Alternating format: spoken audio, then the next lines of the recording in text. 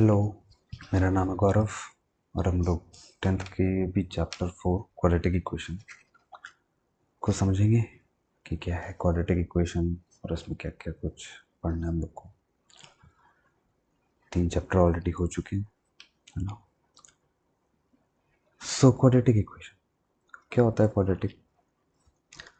Quadratic polynomials के chapter में हम लोगों ने पढ़ा कि कैसे हम क्लासीफाई करते हैं किसी इक्वेशन को या किसी पॉलिनोमियल को on the basis of degree, और जब उसको डिग्री के बेसिस पे जब क्लासीफाई करते हैं तो हर वो इक्वेशन जिसकी डिग्री 2 होगी उसको हम क्या बोलेंगे? क्वाड्रेटिक इक्वेशन बोलेंगे, degree 2। For example X square plus 2x minus 5 is equal to 0। ये क्या हो गया? एक क्वाड्रेटिक हो गया, है ना। इसमें एक टर्म 2 पावर वाली है, एक टर्म 1 पावर वाली है ना, एक 0 पावर वाली है। मेरे पास एक ही टर्म हो, है ना, एक्स स्क्वायर। ये भी क्या है? एक क्वाड्रेटिक इक्वेशन लगाने के लिए इक्वल टू का इस्तेमाल करेंगे, है ना। X square is equal to 2। तो वेरिएबल का इस्तेमाल करके बनाना है तो X Y minus 5 is equal to 6। ये भी क्या है? एक क्वाड्रेटिक इक्वेशन। क्यों है क्वाड्रेटिक? क्योंकि x की पावर 1 y की पावर 1, तो ये कंबाइन क्या हो जाएगा? पावर इसका टर्म का 2 हो जाएगा और हाईएस्ट पावर क्या हो जाएगी? 2। और हाईएस्ट पावर को डिग्री बोलते हैं, तो उससे क्या पता चल रहा है कि ये एक क्वाड्रेटिक इक्वेशन है। डिग्री 2 तो क्वाड्रेटिक, है ना। आप एक वेरिएबल में बनाना है, 2 वेरिएबल बनाना है, इसके ऊपर आपका वो फॉर्मेट अलग अलग हो सकता है ना। मेरे को मान लो कि दोनों फॉर्म में दिखाना है, एक्स स्क्वायर प्लस 3xy। दोनों ही टर्म इसके सेकंड पावर वाले हैं, 2 पावर वाले हैं, है ना। तो ये क्या हो जाएगा हमारा? ये भी एक क्वाड्रेटिक इक्वेशन हो जाएगा। आई होप दैट इज क्लियर, है ना। This is the basic.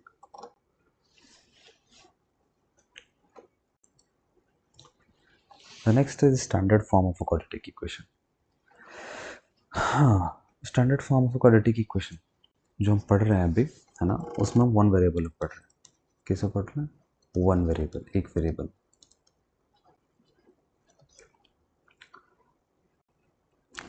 तो एक वेरिएबल में जो हम पढ़ रहे हैं क्वाड्रेटिक इक्वेशन, उसका स्टैंडर्ड फॉर्म क्या होगा?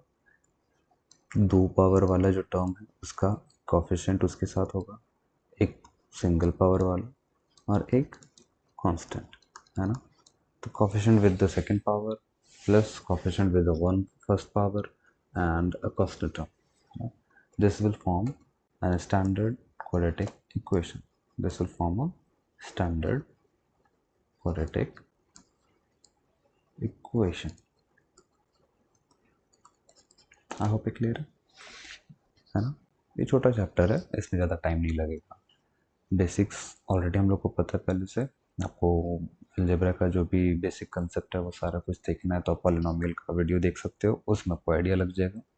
और उसके बाद आप वापस ही क्वाड्रेटिक इक्वेशन का चैप्टर देखेंगे तो उसमें आप बेहतर तरीके से समझ पाएंगे। तो this is standard form of quadratic equation जब हम वन वेरिएबल में बात कर रहे हैं। यहाँ पे एक्स स्क्वायर, एक्स और एक कांस्टेंट टर्म, 3 टर्म है यहाँ पे बेसिकली, है ना। एक एक्स स्क्वायर वाला टर्म है, एक एक्स वाला टर्म है और एक कांस्टेंट टर्म है। ए, बी और सी ये तीनों कांस्टेंट वैल्यूज हैं, जहाँ पे ए और बी क्या होंगे? कोफिशिएंट्स कहे जाएंगे, है ना। 1 सेकेंड, या ए और बी क्या है? These are the coefficients.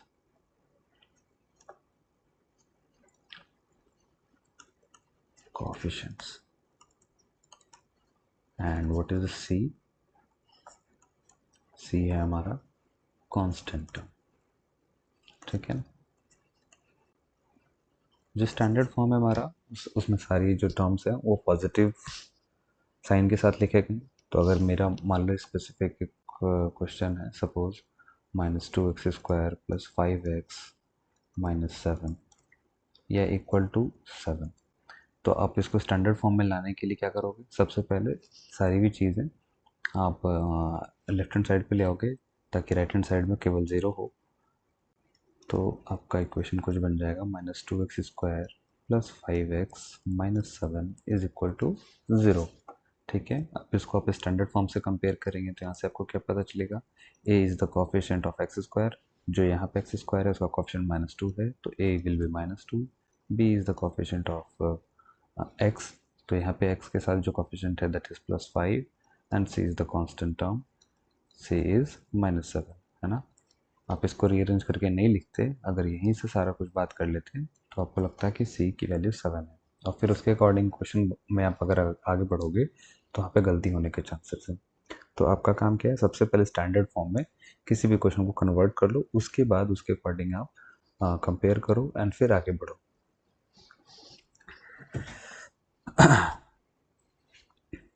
एक और एग्जांपल ले लेते हैं, 1/3 एक्स -4/5 x² + 6 = 0, ठीक है। देखो तो यहाँ पे क्या हो गया, यहाँ पे a की वैल्यू हो गई 1/3, b की वैल्यू हो गई -4/5 और c की वैल्यू हो गई 6। ये लग रहा होगा देख के, बट ये है नहीं, ये जो हमने लिखा है ये गलत है। कारण कि a क्या होता है, a होता है कोफिशिएंट ऑफ x², और x² का कोफिशिएंट है यहाँ पे -4/5। b क्या होता है, कोफिशिएंट ऑफ x, जो यहाँ पे है 1/3, और c क्या होता है, कांस्टेंट, ठीक है। तो I hope this is clear no, है ना। तो इस तरीके से रीअरेंज करके भी हो सकता है, कभी कभी क्वेश्चन आ जाए आपके सामने तो आपको सिंपल दिखेगा कि हाँ 3 टर्म दे रखे हैं, तो आप ए मतलब पहला वाला, बी मतलब दूसरा वाला और सी मतलब तीसरा वाला, ये नहीं करना। दिमाग थोड़ा सा चलाना और उसके बाद देख करके विजुअलाइज कर कर आप देखना। आप ए बी सी सीधा याद मत करना, आप ए बोलना और उसके बाद सीधा बोलना कोफिशिएंट ऑफ x², गलती होगी ही नहीं। ए मतलब कोफिशिएंट ऑफ x², वो तो गलती होगा ही नहीं। आप सिर्फ ए बोलोगे तो आपको 1/3 दिख जाएगा, और जैसे ही बोल दोगे ए कोफिशिएंट ऑफ x², आपको दिख जाएगा हाँ -4/5। अच्छा एक चीज़ और, जैसे इसी क्वेश्चन को ना रीअरेंज कर लेते हैं, फॉर एग्जांपल कि इसको हम रीअरेंज करके कुछ ऐसा लिख लेते हैं,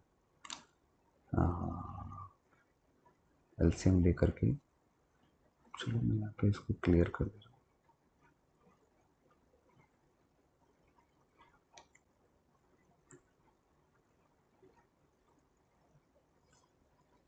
हाँ क्या था, 1/3 x -4/5 x² + 6 = 0।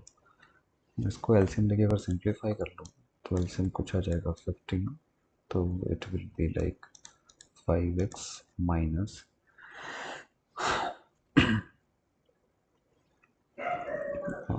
12x² + 90 = 0। Cross multiply कर लोगे तो क्या आएगा, 5x - 12x² + 90 = 0। रीअरेंज करोगे तो क्या आएगा, -12x² + 5x + 90 = 0, ठीक है। तो ये जो दे रखा है ये भी ठीक है, इसके अकॉर्डिंग बना सकते हो। ये आपने उसको रीअरेंज करके निकाला है तो ये भी ठीक है, उसको भी आप इस्तेमाल करके बना सकते हो। और यहाँ पे मान लो कि आप चाहते हो ना कि ए का जो कोफिशिएंट है, आई मीन ए जो वैल्यू है वो पॉजिटिव में रहे, तो आप इसको रीअरेंज कर सकते हो कि पूरी चीज़ को उठा के उधर भेज दिया, तो ये कुछ बन जाएगा 12x² - 5x - 90 = 0। तो ये भी करेक्ट और ये भी करेक्ट, कोई प्रॉब्लम नहीं है ना। आप किसी का भी इस्तेमाल करके सेम क्वेश्चन को बना सकते हो, क्योंकि ये उसी क्वेश्चन के रीअरेंजमेंट्स हैं, ऐसा नहीं कि क्वेश्चन चेंज हो गया, है ना। They same thing, nothing is being changed, है ना। You can use them. I hope that is clear.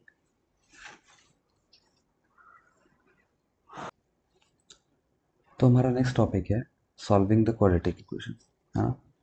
तो उसके लिए मैं पहले एक इक्वेशन ही बना लेता हूँ। सपोज 2x² - 5x + 6 = 0, है ना। तो हमें क्या करना है, इसको सॉल्व करना है ना। सॉल्व करना मतलब इसकी x की वैल्यू निकालनी है जिससे ये चीज़ इक्वेशन ट्रू हो जाए, है ना। ट्रू बोले तो कि ये पूरा इक्वेशन जीरो हो जाए, है ना, क्योंकि इक्वल टू जीरो दे रखा है। तो इसकी x की ऐसी क्या वैल्यू आएगी जिसके लिए कि इक्वेशन जो है हमारा ट्रू हो जाए, यानी कि पूरा इक्वेशन 0 हो जाए। तो उसको सॉल्व करने का दो तरीका है हमारे पास। कितने तरीके? दो, है ना। क्या क्या नाम? फैक्टराइजेशन और क्वाड्रेटिक फॉर्मूला। चलो पहले फैक्टराइजेशन समझ लेते हैं क्या है, क्योंकि क्वाड्रेटिक फॉर्मूला सिंपल एक फॉर्मूला है जो आगे मैं बता दूंगा। तो फैक्टराइजेशन, फैक्टराइजेशन मतलब फैक्टराइज करेंगे तो हमें हमारे को क्या होता है, फैक्टर करते हो किसी चीज़ को। जैसे 12 का फैक्टर किया तो क्या लिखता है, 1 इंटू 12 लिख सकते हैं, 2 इंटू 6 ले सकते हैं, है ना। 12 का फैक्टर करेंगे तो क्या लिख सकते हैं, 1 इंटू 12, या फिर 2 इंटू 6, या फिर 3 इंटू 4, है ना। ऐसे ही लिख सकते हैं। तो इन सब में क्या आ रहा है, मतलब कि जो भी दो फैक्टर्स आ रहे हैं, है ना, इसको तीन भी फैक्टर कर दिया, 2 इंटू 2 इंटू 3 भी कर दिया, तो भी ये सब जो भी चीज़ें आ रही हैं, जो भी इनके फैक्टर्स आ रहे हैं, वो सब आपस में एक दूसरे के साथ मल्टीप्लिकेशन के फॉर्म में, करेक्ट है ना, मल्टीप्लाई हो रहा है। तो वही चीज़ हमें चाहिए यहाँ पे, है ना, कि जब इसको सॉल्व करें, ये जो हमारा इक्वेशन है इसको जब सॉल्व करें, है ना, उसको फैक्टराइज करें, तो हमारे पास जो भी चीज़ है, 1 है, 2 है, 3 है, वो सब के सब क्या होने चाहिए, मल्टीप्लिकेशंस होने चाहिए, में होने चाहिए एक दूसरे के साथ। ठीक है। तो यहाँ से इसको इस स्टेज तक लाने का जो प्रोसेस है उसको हम क्या बोलते हैं commonly, splitting the middle term. Splitting the middle term. Middle term मतलब कि वो वाला टर्म जो बिल्कुल कांस्टेंट नहीं है, कांस्टेंट टर्म नहीं है, और ना ही वो हाईएस्ट पावर वाला टर्म, यानी कि एक्स वाला टर्म, है ना, ना एक्स स्क्वायर वाला, ना कांस्टेंट वाला, एक्स वाला टर्म। तो उसको हमें क्या करना है, स्प्लिट करना है। अच्छा, स्प्लिट कैसे करना होता है? स्प्लिट ऐसे करना होता है ना, कि हमें मिडिल टर्म को ऐसे स्प्लिट करना है दो हिस्सों में कि वो सम हो करके मिडिल टर्म आए, और प्रोडक्ट हो करके, है ना, वो I mean coefficient into constant ऐसा है। मतलब क्या, हमें इन दोनों को मल्टीप्लाई करना है, इन दोनों को, इसको यानी कि 2 को, कोफिशिएंट ऑफ एक्स स्क्वायर, और कांस्टेंट टर्म यानी कि 6 विथ साइन, है ना, विथ साइन। तो 2 इंटू 6 करेंगे तो क्या आ गया, 12 आ गया। ठीक है। तो हमें क्या करना है, 12 को स्प्लिट करना है। अच्छा,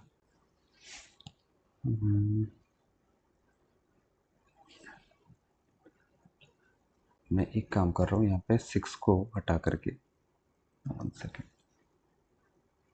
6 को हटा करके मैं 3 लगा रहा हूँ, क्योंकि वो ईजिली सिंप्लीफाई हो जाएगा, है ना, और समझाना ईजी होगा। क्योंकि 6 वाले में वो स्प्लिटिंग द मिडिल टर्म से नहीं बनेगा, वो क्वाड्रेटिक फॉर्मूले से बनेगा।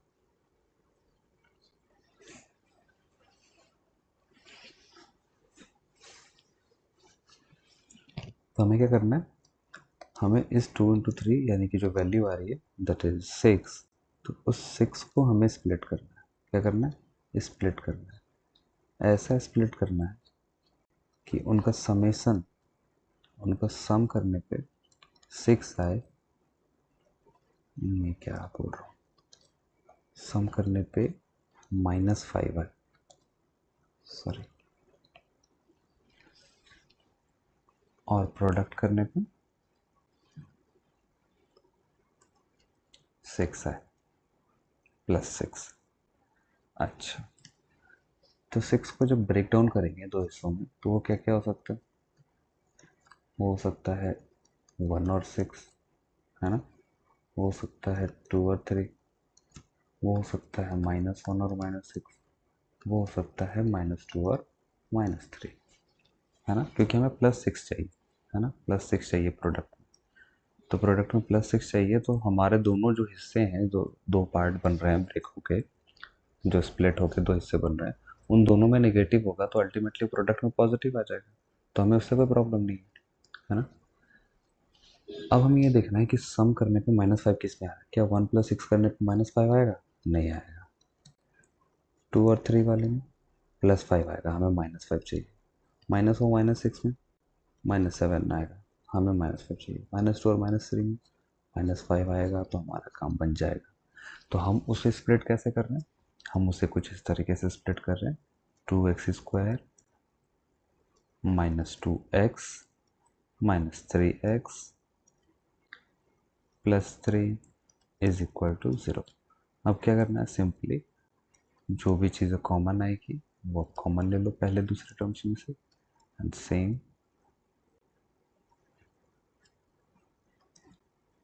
इतनी गलती में कैसे हो रही है भाई? ओवर कॉन्फिडेंस में, यही जो आपके साथ एग्जाम में होता है मेरे साथ अभी हो रहा है। अब यहाँ पे मेरे पास ये एक टर्म है, ये दूसरी टर्म है, इन दोनों में x-1 कॉमन आ रहा है, तो मैं x-1 कॉमन ले रहा हूँ, और यहाँ पे 2x-3 ले रहा हूँ इज इक्वल टू 0। कभी कभी ना ये डाउट आता है दिमाग में कि ये पूरा एक टर्म कैसे हो गई, ये पूरा एक टर्म कैसे हो, क्योंकि मैंने आपको बताया था जब पॉलिनॉमियल्स पढ़ा रहा था उसमें कि हमारी जो टर्म्स होती है वो सेपरेट नहीं होती जब प्रोडक्ट के फॉर्म में होती है। तो यहाँ पे 2 × x टू इंटू ब्रैकेट एक ही टर्म है क्योंकि सब इंटू में। सिमिलरली यहाँ पे 3 × इंटू में है, मतलब वहाँ पे टर्म सेपरेट नहीं हो रही, तो एक टर्म। तो इस टर्म में से x-1, इस टर्म में से x-1, यानी कि इस टर्म का ब्रैकेट और इस टर्म का ब्रैकेट सेम है, तो हमने क्या किया? ब्रैकेट को कॉमन ले लिया, ब्रैकेट में जो भी चीज़ें लिखी थी वो यहाँ पे आ गई, और फिर बाकी जो बच गया उसको इधर लिख लिया। कोई प्रॉब्लम? अब प्रोडक्ट के फॉर्म में आने से क्या हुआ? प्रोडक्ट के फॉर्म में आने से ये हुआ कि दो चीज़ का प्रोडक्ट 0 है, मतलब अब किसी भी दो चीज़ को मल्टीप्लाई करने पे 0 कब आएगा? उसमें मिनिमम कम से कम क्या हो कंडीशन होनी चाहिए कि उसमें से कोई एक तो 0 हो जाए। जो दो चीज़ें मल्टीप्लाई हो रही है उसमें से जब तक कोई एक चीज़ 0 नहीं होगी तब तक पूरी वैल्यू 0 होगी नहीं। तो अगर पहला ब्रैकेट 0 हो रहा है यानी कि x-1 या तो 0 हो जाएगा, या फिर 2x-3 ये 0 हो जाएगा। ठीक है, एक बार इसको रख के देख लो तो यहाँ से x की वैल्यू 1 आ जाएगी, एक बार इसको रख के देख लो तो यहाँ से x की वैल्यू 3/2 आ जाएगी। तो इस तरीके से आप सॉल्व करके निकाल लोगे वैल्यूज किसके? वेरिएबल के। कौन से वेरिएबल के? उस वेरिएबल के जो उस क्वाड्रेटिक इक्वेशन को बना रहे हैं, फॉर्म कर रहे हैं। I hope that is clear, है ना? कि this is the method of solving a quadratic equation using the factorisation method, है ना? और वो भी फैक्टराइजेशन हम किसका यूज कर रहे हैं? स्प्लिटिंग द मिडिल टर्म का। The next is quadratic formula. क्या है? क्वाड्रेटिक फॉर्मूला एक पोर्शन है हम लोग के क्वाड्रेटिक इक्वेशन में, कंप्लीटिंग द स्क्वायर मेथड, है ना? Completing the square. अब वो पढ़ना नहीं है इसलिए मैं उसको बता नहीं रहा हूँ, नहीं तो अगर ये पढ़ना होता, ठीक है ना, जो मैं एक्स्ट्रा में करवा दूंगा किसी दूसरे वीडियो में डाल दूंगा, आप चेक कर लेना, उसको समझ सकते हो, है ना? कि कंप्लीटिंग द स्क्वायर करके एक मेथड होता है, अगर वो मेथड दिया होता है या सिलेबस में होता तो मैं उसको बताते हुए आपको ये प्रूफ कर देता कि फॉर्मूला आ कैसे रहा है ना? ये आ कैसे रहा। हमने जो भी फैक्टराइजेशन मेथड से जो सॉल्यूशन निकाला उसमें हमारी वैल्यू किसकी आई? एक्स की आई, है ना? तो हमारा जो ये क्वाड्रेटिक फॉर्मूला है इससे भी वैल्यू हमारी किसकी आएगी? एक्स की आएगी। कौन से एक्स की? तो जो उस इक्वेशन को फॉर्म कर रहा है। अगर इक्वेशन आपका p में दे रखा होगा तो p की वैल्यू आएगी, t में दे रखा होगा तो t की वैल्यू आएगी, y की दे रखा होगा तो y की वैल्यू आएगी। तो डोंट वरी अबाउट दैट। बाकी हमारा क्वाड्रेटिक फॉर्मूला क्या होता है? क्वाड्रेटिक फॉर्मूला होता है हमारा, और क्वाड्रेटिक फॉर्मूला लिखने के पहले मैं तुम्हारा standard form of quadratic equation लिख देता हूँ। क्या होगा? ax² plus bx plus c is equal to 0। So x is -b plus minus under root b² -4ac upon 2a। अच्छा, तुमने एक चीज़ नोटिस की होगी कि जब भी मैं कोफिशिएंट का इस्तेमाल कर रहा हूँ तो मैं कैपिटल्स में लिख रहा हूँ, स्मॉल में नहीं लिख रहा हूँ, है ना? ऐसा नहीं कि स्मॉल में लिखूंगा तो कोई गलती है, बट मैं ये जानबूझ के ऐसा कर रहा हूँ। क्यों? क्योंकि कल को क्वेश्चन में तुम्हारा एग्जाम्पल में या क्वेश्चन में ही तुम्हारे आ गया कोफिशिएंट के जगह पे एक्चुअली में ए दे रखा होगा। सपोज तुम्हारा क्वेश्चन ही आ गया B X square plus A X, या एक second, plus C X minus A is equal to zero, find the roots. तो यहाँ पे तुम अगर वो फॉर्मूला लगा दोगे ना सीधा सीधा वो लिख करके, तो तुम्हें कन्फ्यूज़न होगी। बाकी अभी क्या है, मैं माइनस बी लिख रहा हूँ, minus B plus minus under root B square minus 4ac। तो यहाँ से आपको पता है कि आपको कैपिटल बी क्या है ना। कैपिटल बी क्या है आपका, कोएफिशिएंट ऑफ एक्स है ना, जो यहाँ पे सी है। तो इस ये गड़बड़ी ना हो, ये कंफ्यूजन ना हो, एरर ना हो, बस इसके लिए मैं कैपिटल्स का यूज़ कर रहा हूँ। बाकी ऐसा कोई बहुत बड़ा कारण नहीं है ना। आप चाहो तो आप जैसे बुक में दे रखा है या जनरली जैसे गाइड किया जाता है, आप वैसे भी कर सकते हो, कोई प्रॉब्लम नहीं है। आप स्मॉल में भी लिख सकते हो, कैप्स की ज़रूरत नहीं है। बस वो कन्फ्यूज़न को अवॉइड करने के लिए मैं कैप्स में लिख रहा हूँ। तो x की वैल्यू क्या होती है क्वाड्रेटिक फॉर्मूला के through, minus B plus minus under root B square minus 4ac upon 2a, मतलब negative of the coefficient of x, है ना। मैं इसको लिख देता हूँ, negative of coefficient of x plus minus under root coefficient of x का square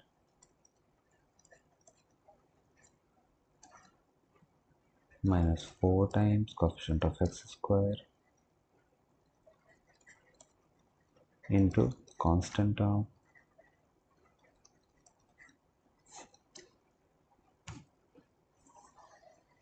upon twice of coefficient of x square। ये है ना, ये तो बस मैंने समझने के लिए लिख दिया। बाकी आप क्या यूज़ करने वाले हैं, ये यूज़ करने वाले हैं, है ना। ये फॉर्मूला बहुत इंपॉर्टेंट है, क्योंकि ये फॉर्मूला पता होगा तो आपके क्वेश्चंस बहुत जल्दी बहुत क्विकली सॉल्व हो जाएंगे, और सही सही पता होगा तो सही सॉल्व हो जाएंगे। इसमें गलतियाँ कहाँ होगी, गलतियाँ होगी केवल साइन में, क्योंकि आप बाकी चीज़ें तो बोलते ही बोलते उसका रिकॉल करते करते आपको ध्यान में हो जाएगा वो। बाकी साइन में छोटे मोटे मिस्टेक्स हो सकते हैं। कैसे मिस्टेक्स, देखो मिस्टेक्स कैसे होंगे वही बता देता हूँ। कि मान लो कि तुम्हारा इक्वेशन ही दे रखा है 3x minus 3x plus 2x square minus 5 is equal to 0।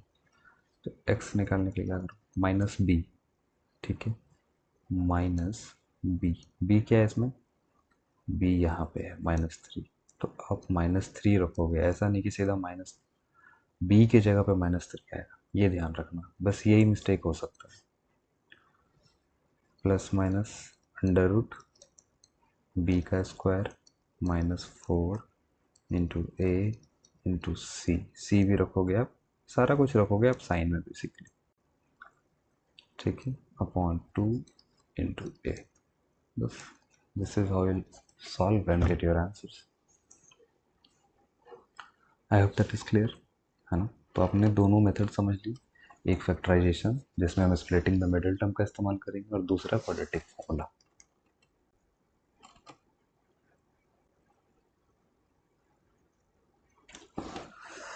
हाँ ओके, एक चीज़ और, जो हमने क्वाड्रेटिक फॉर्मूला देखा ना, x is equal to minus B plus minus under root B square minus 4ac upon 2a। इसमें रूट के अंदर आने वाली चीज़ यानी कि ये बी स्क्वायर माइनस 4ac, इसे हम बोलते हैं डिस्क्रिमिनेंट। क्या बोलते हैं, डिस्क्रिमिनेंट। रिप्रेजेंट करते हैं डी से, तो D is what, D is B square minus 4ac, है ना। वो बस अंदर वाली वैल्यू है, ऐसा नहीं कि रूट के साथ लिखना। Discriminant is the value inside the root, है ना, the value inside the root is the discriminant. I hope that is clear. The next is discriminants and the nature of roots, है ना।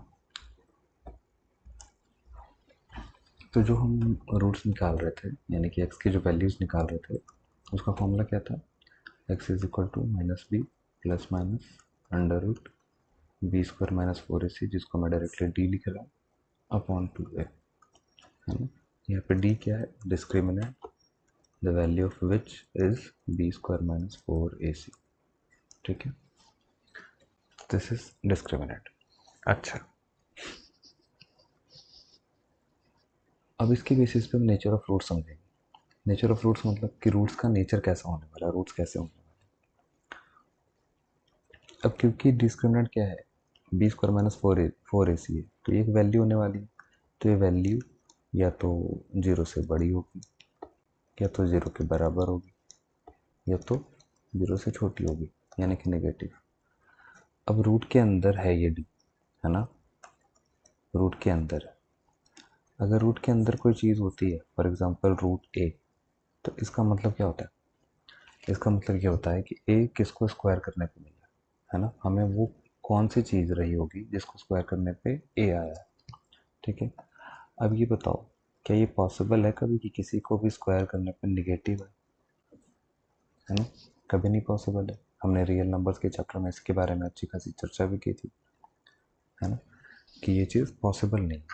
तो ए का निगेटिव होना इज नॉट रियल, ठीक है। तो अगर ऐसा कोई सिचुएशन बना जिसमें डिस्क्रिमिनेंट की वैल्यू नेगेटिव आ रही है, तो जो रूट्स मिलेंगे ये रियल रूट्स नहीं होंगे, रियल रूट्स नहीं होंगे, नहीं होंगे, ठीक है, नो रियल रूट्स।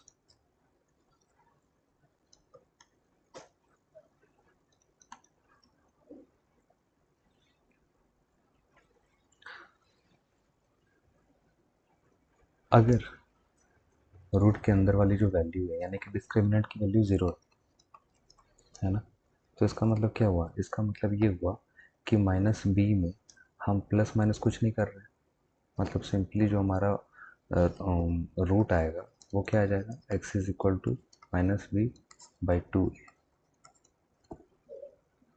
है ना, उसमें प्लस या माइनस कुछ भी नहीं हो रहा।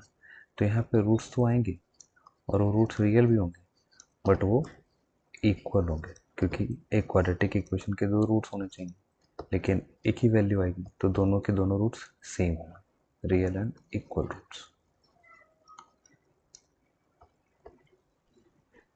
और अगर डी की वैल्यू 0 से बड़ी है, यानी कि पॉजिटिव, तो यहाँ पे माइनस बी में हम कुछ ना कुछ ऐड कर रहे होंगे एक बार, कुछ ना कुछ सब्ट्रैक्ट कर रहे होंगे एक बार, तो उससे मुझे जो वैल्यूज़ मिलेगी वो दो अलग अलग वैल्यूज़ मिलेगी। तो यहाँ पे जो रूट्स मिलेंगी वो होंगे रियल एंड डिस्टिंक्ट,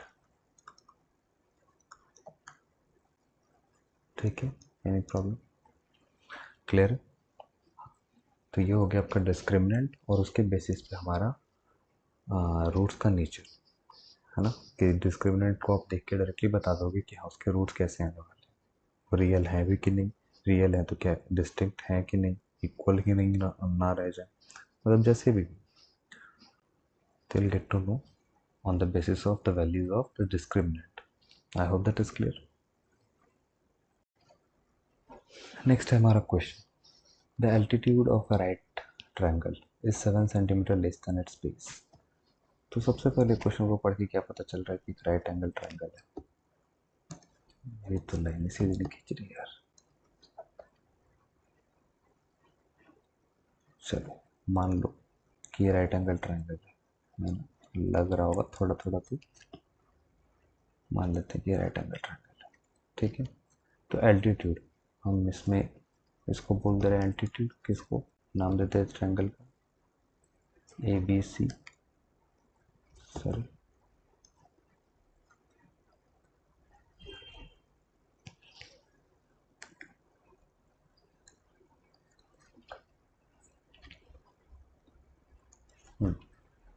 मैं इस ट्रायंगल का नाम दे रहा हूँ पी क्यू आर। ठीक है, मान लेते हैं पी क्यू एल्टीट्यूड है और क्यू आर बेस है ना। पी क्यू को हमने मान लिया एल्टीट्यूड, एल्टीट्यूड हो गया पी क्यू, बेस मान लिया हमने क्यू आर, और हाइपोटेनस हो गया हमारा पी आर। ठीक है, अब क्या बोल रहा है question, the altitude of right triangle is 7 centimetre less than it's base. ठीक है, if hypotenuse is 30 find the other two sides. तो हाइपोटेनस का लेंथ दे रखा है कितना 13, बेस का नहीं दिया तो हम मान लेंगे, जिसका नहीं दिया उसका मान लेंगे। ठीक है, हम बेस मान लेते हैं x, तो एल्टीट्यूड हो जाएगा 7 centimetre less than the base, यानी कि x से 7 कम। अगर हमने माना होता इसको y एल्टीट्यूड को, तो ये हो चुका होता y minus 7, sorry y plus 7, है ना। किसी को भी मान सकते हैं, उसके अकॉर्डिंगली दूसरा वाला चेंज हो जाता, कोई परेशान होने वाली बात नहीं है। हमें क्या निकालना, अदर टू साइड्स। अब क्योंकि राइट एंगल ट्रायंगल है तो आपको पता है पाइथागोरस थ्योरम, हाइपोटेनस का square is equal to perpendicular का स्क्वायर प्लस बेस का स्क्वायर। परपेंडिकुलर बोले तो एल्टीट्यूड, है ना। हाइपोटेनस इज 13, सो 13 का square is equal to perpendicular ले लो x माइनस 7 का स्क्वायर, बेस इज x का स्क्वायर। सिंप्लीफाई करेंगे तो क्या आ जाएगा, 169 is equal to X square plus 49 minus 14x plus X square. इसको फर्दर और सिंप्लीफाई करेंगे तो क्या हो जाएगा, 169 is equal to 2x square minus 14x plus 49। Rearrange कर लेते हैं तो ये हो जाएगा 0 is equal to 2x square minus 14x minus 120। ठीक है, या फिर 2 कॉमन ले लेंगे तो बचेगा X square minus 7x minus 60 is equal to 0। उस 2 को उधर भी भेज दूंगा, डिवाइड हो जाएगा तो 0 ही हो जाएगा। तो ये सिंपली बन गया X square minus 7x minus 60 is equal to 0। X की वैल्यू निकालनी है, डायरेक्टली आप फॉर्मूला लगा लो, माइनस बी यानी कि minus of the coefficient of X plus minus under root B square यानी कि माइनस 7 का square minus 4 into A is the coefficient of X square, C is the constant upon 2a यानी कि 2 into 1। तो x की value क्या हो जाएगी, माइनस माइनस प्लस हो जाएगा,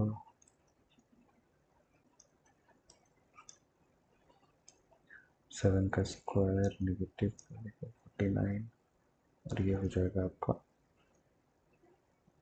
240 अपॉन 2। तो x will be 7 plus minus under root 289 upon 2। 289 is the root of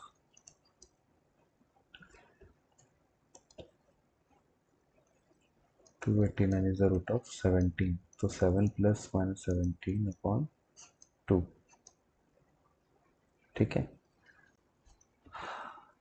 एक और प्लस ले लेंगे तो ये हो जाएगा 24/2।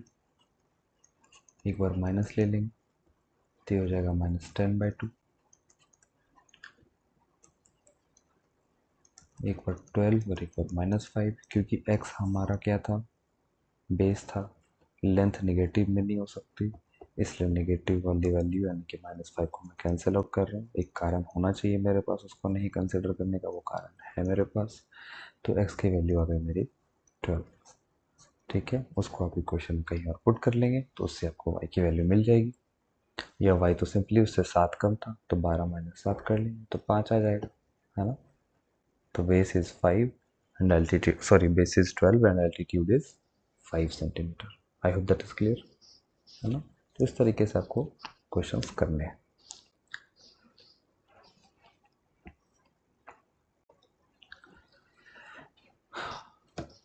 The next question is it possible to design a rectangular mango groove whose length is twice its breadth and area is 800 meters square?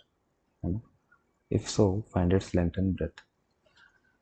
एक rectangular mango groove, rectangular, तो एक रेक्टेंगल बना ले रहे हैं, ठीक, जिसका कि लेंथ है वो ब्रेथ का डबल होना चाहिए। तो this is breadth, this is length. मैं let the breadth is, breadth B को मैं एक्स बोल देता हूँ, एक्स यूनिट्स या एक्स मीटर। तो लेंथ एल मेरा क्या हो जाएगा, 2x हो जाएगा अकॉर्डिंग टू क्वेश्चन, ठीक है। क्या ये पॉसिबल है कि ऐसा बन सके अगर एरिया 800 है? अगर एरिया 800 है तो एरिया होता क्या है, एरिया होता है length into breadth, and length is x, sorry 2x, and breadth is x, तो 2x into x is 2x square. तो इसका मतलब क्वेश्चन के अकॉर्डिंग ये होना चाहिए कि 2x square should be equal to 800, तो x स्क्वायर should be 400 and x should be equal to plus minus under root 400, so that will give you plus minus 20. Again x क्या है हमारा, ब्रेथ है, तो breadth is length, sorry breadth is dimension, तो वो तो निगेटिव हो नहीं सकता, तो इसलिए पॉजिटिव वाले को लेंगे, तो x विल बिकम 20 मीटर्स। तो हाँ, ये पॉसिबल है कि लेंथ जो हो वो 40 का हो, क्योंकि x हमारा ब्रेथ था, तो b will be 20 and l will be 40 metres.